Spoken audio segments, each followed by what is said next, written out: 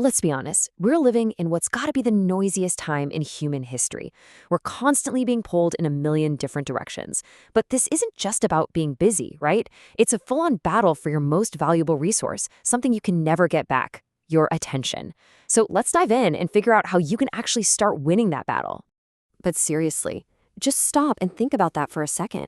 I mean, what if you had total control over your mind? What if you could point your focus like a laser beam onto anything you chose for as long as you wanted? What could you accomplish? What amazing things could you create? Well, it turns out there are these two really powerful, almost opposite paths to getting that kind of control. On one hand, you've got the monk's path, which is all about mastering your inner world. And on the other, you have the engineer's path, which is all about optimizing your outer world. Today, we're going to see how they combine to create one unified, unstoppable strategy for focus. Okay, first up, let's walk the monk's path. And look, this isn't about chanting on a mountaintop or anything like that, not at all. It's about getting to grips with the fundamental way your mind actually works. Because let's face it, you can't control something if you don't even understand how it operates in the first place. So, there's this monk named Dandapani who teaches this really beautiful, simple idea. He says to imagine your awareness is like a glowing ball of light. Now, this isn't your mind itself. Nope, it's a tool. It's a tool that you can learn to direct. And wherever this ball of light goes, that's what you become conscious of. And where does this light travel? Well, it travels inside your mind, which you can kind of picture as this huge inner space, right? And in that space are different areas for everything you experience. You've got the work area, the joy area, the frustration zone, the family corner. You get it. And distraction? That's just what happens when you let people and things around you just yank that ball of light from one spot to another all day long with no rhyme or reason. And this brings us to a simple but kind of scary truth called the law of practice. Basically, we get good at whatever we do over and over again. So think about it. If you're awake for, say, 16 hours and you spend 13 of them letting your awareness just get pulled all over the map, you're not just being distracted. You are actively training yourself day in and day out to become a world-class expert at distraction. So here's the crucial takeaway. Your daily energy is finite. It is not an endless well. You wake up with 100% of it, and that's all you get. You can't just make more. So every single time your awareness is dragged over to something that doesn't really matter, you are spending that precious resource. You have to start treating your attention like money in the bank. You have to invest it wisely in the people and things you truly care about. All right, let's switch gears and explore our second path.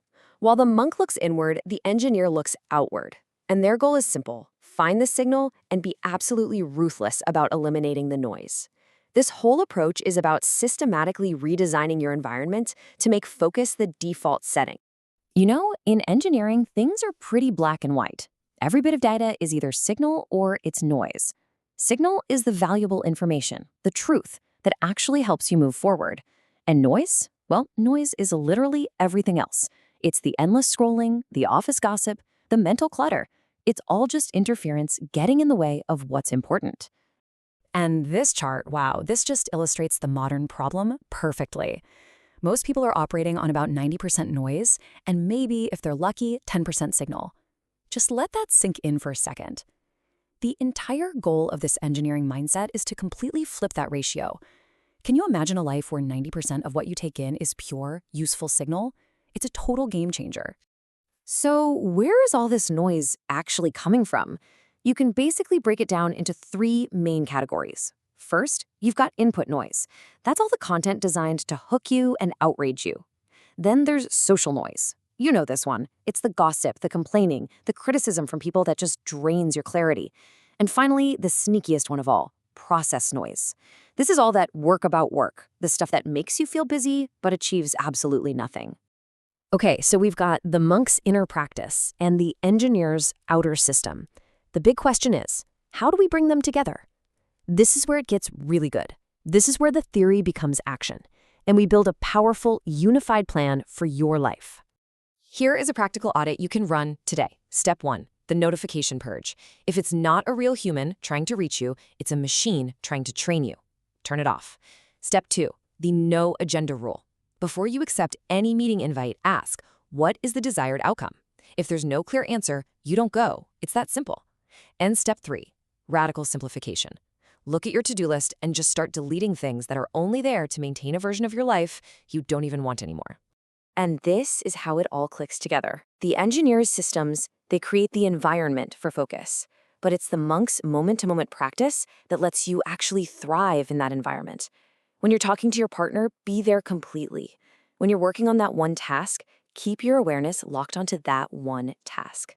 Every single moment becomes a chance to practice concentration. So, what's the whole point of all of this? I mean, what's the ultimate payoff? When you actually succeed at eliminating the noise and mastering your focus, you create something that's incredibly rare and precious in our world today. You create space. So ask yourself this question. When the alerts finally stop buzzing, when all the endless chatter just fades away, and when you're no longer being distracted, what's actually left in that silence? To be honest, at first, it might feel a little uncomfortable.